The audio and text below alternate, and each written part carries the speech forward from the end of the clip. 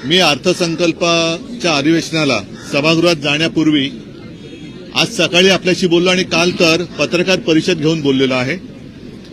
एकूणच गेल्या लोकसभा निवडणुकांमध्ये गेले 10 वर्ष भारतीय जनता पक्षाच्या आश्वासनांना आणि थापांना कंटाळून चिडलेल्या महाराष्ट्राने जो काही त्यांना दणका दिला, त्या दणक्याने आता यांचे डोळे थोडेसे किलकिले झाल्यासारखे वाटतायत। तरी देखील जनता यांच्या थापांवरती विश्वास ठेवेल असं मला काय वाटत नाही। महाराष्ट्रातली जनता ही सुजाण आहे, सज्ञान आहे आणि स्वाभिमानी आहे। किती यांनी फसवण्याचा प्रयत्न केला तरी देखील महाराष्ट्र ओरबाडून गुजरातला नेण्याचं जे काही षडयंत्र हे आता उघड झालेलं आहे, ज्याबद्दल मी सभागृहात जाण्यापूर्वी आपल्याशी बोललो की आता महाराष्ट्र हा गुजरातच्या पाठी गेलेला आहे। यांचा प्रयत्न हाच आहे की काहीतरी धूळफेक करायची, जनतेला फसवायचं, रेटून खोटं बोलायचं आणि पुन्हा सरकार आणून महाराष्ट्र लुबाडायला सुरुवात करायची। अनेकदा आपल्याला कल्पना असेल की निवडणूक आल्यानंतर अशा काही घोषणा केल्या जातात। आजचा हा अर्थसंकल्प म्हणजे आश्वासनांची अतिवृष्टी होती, त्याच्यामध्ये थापांचा महापूर आहे आणि सगळ्याच घटकाला आपल्यासोबत जोडून नेण्याचा एक खोटा प्रयत्न, ज्याला देवेंद्रजींच्या भाषेत खोटं नरेटिव्ह असंच या अर्थसंकल्पाचं एक वर्णन करावं लागेल। अर्थसंकल्पामध्ये आर्थिक तरतूद कशी करणार याचा कुठेही तसा उल्लेख नाहीये। माझी तर मागणी आहे किंवा आमच्या महाविकास आघाडीची मागणी अशी आहे की आजपर्यंत त्यांनी ज्या काही घोषणा केल्या गेल्या 2 वर्षात, त्यापैकी खरोखर किती अंमलात आल्या याच्याबद्दल एक तज्ज्ञांची कमिटी नेमून निवडणुकीपूर्वी श्वेतपत्रिका जाहीर करावी।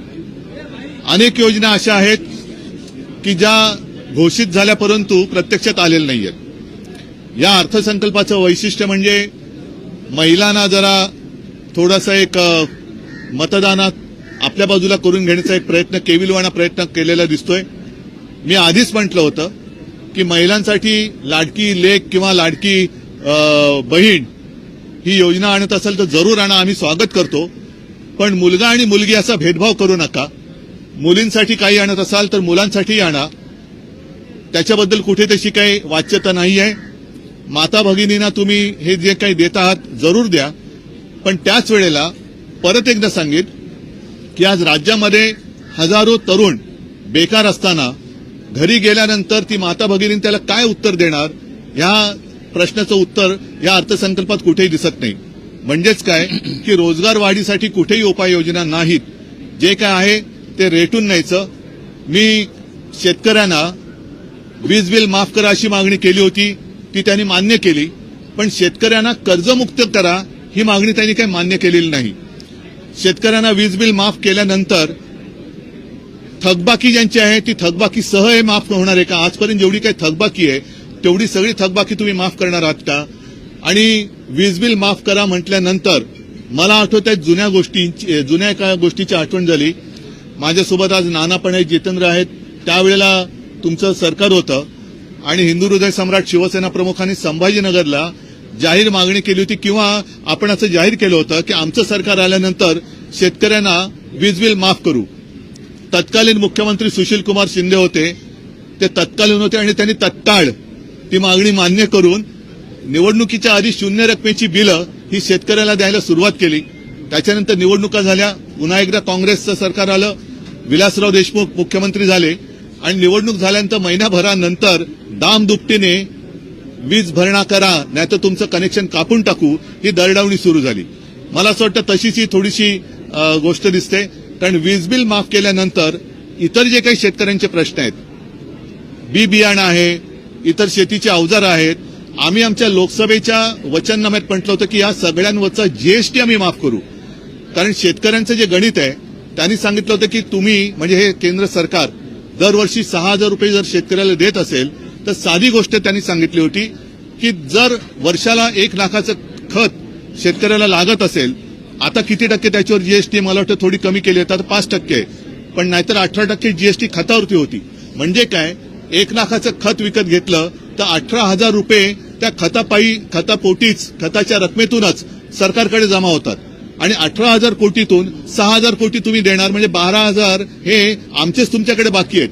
असे सगळ्यांवरती म्हणजे बी बियाणं असेल, खतं आहेत, काही जंतुनाशक फवारण्या आहेत, त्याच्यानंतर कृषी पंप आहेत, ही सगळी म्हणजे शेतकऱ्याला एका बाजूने लुटायचं आणि दुसऱ्या बाजूने उदारपणाचा आव आणायचा, हा सगळा आव, हे सगळं ढोंग हे शेतकरी भोगतायत. आणि जर ह्या सरकारला असं वाटत असेल की अशा काही खोट्या मलमपट्ट्या दाखवण्यासारखं केलं तर हे सगळे चिडलेले लोक शांत होतील, अजिबात होणार नाही. शेतकरी आणि संपूर्ण महाराष्ट्रातली जनता पुन्हा वाट बघते की विधानसभेच्या निवडणुका कधी होत आहेत. आणि मला खात्री आहे की ह्यांचं हे काही ढोंग आहे. आपण दरवेळेला असं म्हणतो ना की लबाडा घरचं अवतण, जेवल्याशिवाय खरं मानायचं नाही, तर हे लबाडा घरचं अवतण आहे. या खोट्या गोष्टी आहेत आणि या सगळ्या थापा, जसं अच्छे दिन आएंगे, 15 लाख रुपये येतील, आता कोणी त्याच्याबद्दल बोलत नाही. तसं निवडणूक झाल्यानंतर हे सांगतील, हे तर जुमले होते. माझं तर मत आहे की अर्थसंकल्प आहे का जुमला संकल्प आहे. त्या जुमलाबाजीला आता लोक भीक घालणार नाहीत. यांनी कितीही काही करण्याचा आव आणला तरी सुद्धा जनता याला फसणार नाही आणि जनता महाराष्ट्र लुटणाऱ्यांना पुन्हा एकदा निवडून देईल असं मला काय वाटत नाही.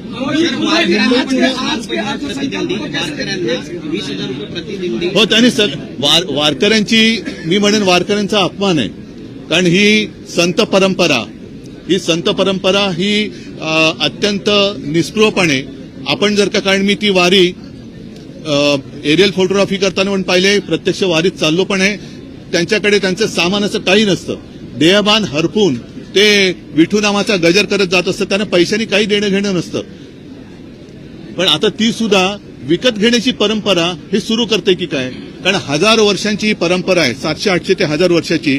आजपर्यंत त्यांना कुठेही तशी काही कोणी गरज लागली, कारण त्यांचं सगळं काय असतं तो विठुराय आहे. म्हणजे अनेक वारकरी हजारो लाखोच्या संख्येने तिकडे जातात.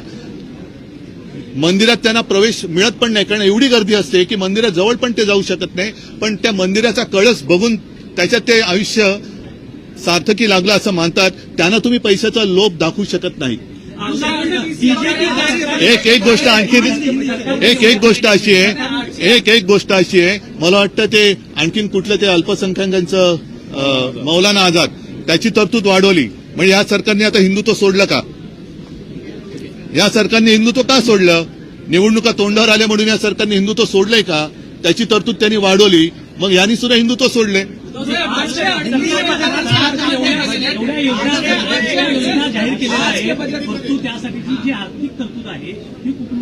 आर्थिक तरतुदीबद्दल कुठेही याच्याबद्दल उल्लेख नाही. म्हणजेच काय, हे गाजराची पुंगी ज्याला म्हणतो, वाजली तर वाजली, नाही तर मोडून खाल्ली, हा गाजरांचा अर्थसंकल्प आहे, गाजर दाखवण्याचा प्रकार आहे.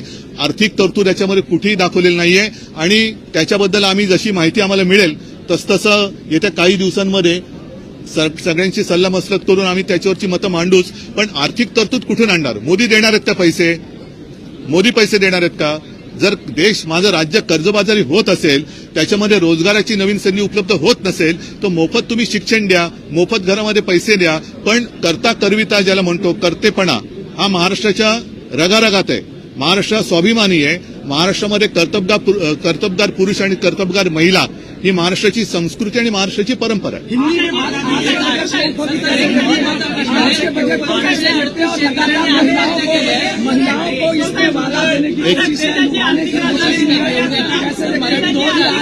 एक मिनिट, एक मराठी पूर्ण करतो. देशाची आर्थिक राजधानी मुंबई असताना महाराष्ट्र राज्य दरडोई उत्पन्नात 6व्या क्रमांकावर गेलेला आहे. अरे थांब ना, हा प्रश्न विचारतो ना, जरा थांब ना. देशाची आर्थिक राजधानी मुंबई असताना महाराष्ट्र राज्य दरडोई उत्पन्नामध्ये 6व्या क्रमांकावर गेलाय. कशा बघता राज्यामध्ये? नाही, हे सगळं बघताना फार यातना होत आहेत, फार वेदना होते. आम्ही त्याच्याबद्दल नक्कीच सरकारला जाब विचारू. पण मी आज उघड, जसं मी जनतेचं न्यायालय म्हणतो, तसं महाराष्ट्रातल्या जनतेला आवाहन करतोय की आपल्या डोळ्यात देखत महाराष्ट्र ओरबाडला जातोय, महाराष्ट्र लुटला जातोय. अगदी गुजरात पुढे गेला म्हणून पोटदुखी नाहीये, पण महाराष्ट्र कर्तबगार असताना इतर राज्यांपेक्षा मागे जाऊच कसा शकतो? आज महाराष्ट्र संपूर्ण देशात 6व्या-7व्या क्रमांकावरती गेलेला आहे. मग महाराष्ट्रातलं ते सगळं कर्तृत्व गेलं कुठे? आणि असा हा महाराष्ट्र एका बाजूने खाली जात असताना पुन्हा त्याला आणखीन खाली ढकलण्यासाठी या सोयी सुविधांची खिरापत वाटल्यासारखं दाखवून परत जर काही निवडून येण्याची स्वप्न बघत असतील तर मला नाही वाटत महाराष्ट्राला पुन्हा निवडून देईल. कारण महाराष्ट्र लुटला जातोय आणि महाराष्ट्र लुटणाऱ्यांना मदत करणाऱ्यांना महाराष्ट्र पुन्हा निवडून देणार नाही. आज के बजट को मोदी कैसे देखते हैं किस तरीके से महिलाओं को लुभाने की कोशिश हुई है, खास करके ये वोटिंग अरे थांब दे, एक बार मराठी पुरे होने दो. चलो. 4 महिन्यात या चालू वर्षात 838 शेतकऱ्यांनी आत्महत्या केल्यात आणि त्यातल्या फक्त 104 लोकांनाच मदत आतापर्यंत सरकारकडनं मिळालेली आहे. किती एक भयानक स्वरूप हे पाहायला मिळतं. ही भीषणता आणि हे भीषण वास्तव हे फार भीषण म्हटल्यानंतर भयानक आहे. आणि म्हणूनच मी म्हटलं की मी सभागृहात जाण्यापूर्वी आपल्याशी बोललो होतो की शेतकऱ्यांना वीज बिल माफ करा. त्यांनी ते वीज बिल माफ केल्यासारखं दाखवलंय, पण किती काळ राहणार आहे, थकबाकीचं काय होणार आहे, आणि ज्यांनी आजपर्यंत आत्महत्या केली त्यांची घरं उजाड पडलेत. या शेतकऱ्यांना आपत्कालीन मदत ही पोचलेली नाहीये. पंचनाम्यांची थोतांड आणि पंचनाम्यांची नाटकं झाली पण मदत काही पोचत नाही. कर्जबाजारी शेतकरी जो झालेला आहे त्याच्यासाठी तुम्ही काय दिलासा देणार आहात त्याच्याबद्दल काही उल्लेख नाहीये. बोगस बी बियाणं हा एक विषय असतो. बी बियाण्याच्या वाढत्या किमती, खतांच्या वाढत्या किमती, आणि त्याच्यानंतर सगळ्यात महत्वाचा की पीक आल्यानंतर हमी भावाचं काय. जर माल पडून राहणार असेल, मगाशीच कोणीतरी म्हटलं की दूध उत्पादक शेतकऱ्यांनी आज आंदोलन केलं. काल तर मला माहिती मिळाली की दुधाची भुकटी सुद्धा आता आयात केली जाते. इन्कम त्याच्यावरती ड्युटी कमी किंवा माफ करून सूर्यफुलाचं तेल आयात केलं जाते. म्हणजे कांदा निर्यात जो निर्यातदार आहे, शेतकरी आहे, त्यांची निर्यात बंद आणि त्याला वीज बिल माफ. मग पिकलंय ना सगळं. तुम्ही एक गोष्ट करून चालणार नाही. वीज बिल माफ केलं तर त्याच्यानंतर ते जे काय उत्पन्न येईल, पीक येईल, त्याच्या पुढे त्याला किंमत कशी देणार. आणि परत एकदा सांगतो की अगदी मोफत शिक्षणाची सोय जरी केली तरी शिकल्या सवरलेल्यांना पुढे त्या शिक्षणाचं करायचं काय. कारण शिकल्यानंतर परीक्षा द्यायला गेल्यानंतर पेपर लीक होणार असेल तर त्या शिक्षणाचा उपयोग काय, आणि मग परत नोकरीचं काय. म्हणजे थोडक्यात की असं हे सरकार करू इच्छिते की महाराष्ट्रातलं प्रत्येक घर हे मोदींवरती अवलंबून राहायला पाहिजे. मोदी तुम्हाला दरमहा काय देतील ते देतील, घ्या आणि गप राहा. मला वाटतं नाना आता थोडं हिंदी में बात करू पहिले नाना.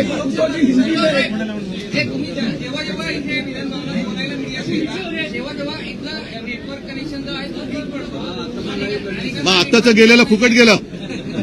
आता बोलायला फुकट गेले का. ठीक आहे, आमचं नेटवर्क महाराष्ट्रामधलं पक्का आहे. त्या नेटवर्कनी या महायुती सरकारला लोकसभेत हिसका दाखवलेला आहे. आणखीन आता एकच हिसका असं देऊ की हे सरकार गचका खाल्ल्याशिवाय राहणार नाही. एक मिनिट, पहला अभी नाना जी है मेरे साथ, उनको कल की जैसी आपने मेरी तस्वीर दिखाई, आपकी भी दिखाओ, आज की भी दिखाओ.